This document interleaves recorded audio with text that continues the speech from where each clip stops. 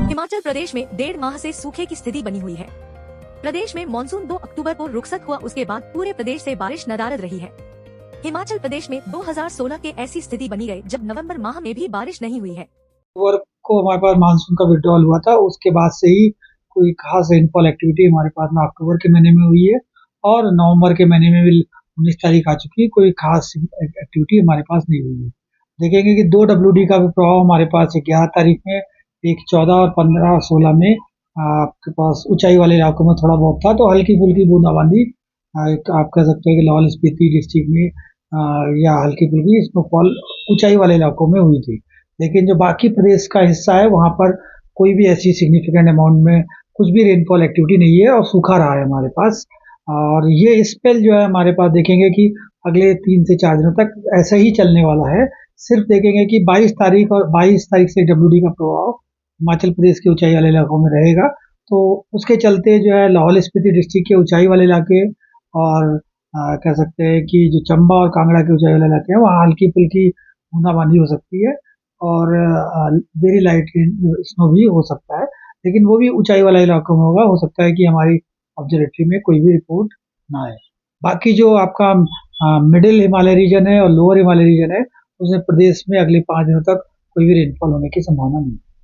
देखिए, जैसे winter season की तरफ हम लोग अप्रोच कर रहे हैं, तो टेम्परेचर में क्लाइमेटोलॉजी वाइज जो ग्रेजुअल चेंज होता है वो आता जा रहा है। लास्ट वीक में देखेंगे आप टेम्परेचर लगभग 22 डिग्री के आसपास थे, लेकिन अभी जो टेम्परेचर है शिमला का और उसके आसपास के डिस्ट्रिक्ट में आप देखेंगे मेनली 60 डिग्री न्यूनतम तापमान और अधिकतम तापमान लगभग 16 से 17 डिग्री सेंटीग्रेड बना हुआ है। तो ये टेम्परेचर जो है जैसे जैसे हम लोग अप्रोच विंटर सीजन की तरफ अप्रोच करेंगे, टेम्परेचर में ग्रेजुअल गिरावट आती रहेगी, irrespective of the rainfall activity होती है या नहीं होती है।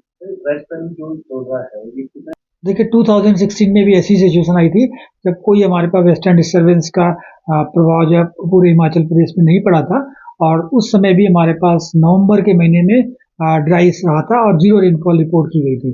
तो सिमिलर सिचुएशन हमारे पास अभी 2024 में भी आई है और ये कह सकते हैं कि आप 8 साल के बाद ऐसी सिचुएशन है। तो वहीं पर अगर मैदानी क्षेत्र की बात की जाए तो कोहरा काफी पड़ रहा है। देखिए, येलो कलर में हमने जो बिलासपुर डिस्ट्रिक्ट में स्पेशली जो भाखड़ा डैम के आसपास का एरिया है वहाँ के लिए मॉर्निंग आवर्स में घने कोहरे की चेतावनी अगले 3 दिनों के लिए जारी की हुई है और येलो कलर में है। लेकिन देखेंगे कि बाकी जो प्रदेश का हिस्सा है उसमें ऐसी कोई खास चेतावनी हमने कोई जारी नहीं की है कोहरे की, और वहाँ पर भी जो आप देखेंगे कि कोई जो भाखड़ा डैम के आसपास का एरिया है वहाँ पर नमी की मात्रा काफी अमाउंट में है। इस वजह से मॉर्निंग आवर्स में लगभग सवेरे 10 बजे तक विजिबिलिटी कम रहेगी और घना कोहरा देखा जाएगा मॉर्निंग आवर्स में, जिसमें विजिबिलिटी 50 मीटर तक गिर सकती है। लेकिन जैसे ही आपके पास सनलाइट आएगी और 10 बजे के बाद विजिबिलिटी में इंप्रूवमेंट आएगा। तो वहीं पर देखिए, जो वेस्टर्न डिस्टर्बेंस अगला भी आ रहा है उसका मुख्यतः प्रभाव जम्मू कश्मीर में रहेगा। हिमाचल प्रदेश के चूंकि ऊपर से वो पास होगा तो थोड़ा सा टच करता हुआ जाएगा, जैसे कि लाहौल स्पीति डिस्ट्रिक्ट है या चंबा और कांगड़ा डिस्ट्रिक्ट के जो ऊंचाई वाले आपके पास पहाड़ी इलाके हैं वहां पर हल्की फुल्की बूंदाबांदी या क्लाउडीनेस रह सकता है। बाकी जो प्रदेश का हिस्सा है उसमें कोई भी इसका प्रभाव नहीं पड़ेगा, हल्के फुल्के बादल ही देखे जाएंगे, मौसम सूखा ही रहेगा। शिमला से कैमरामैन युगमार्ग टीवी।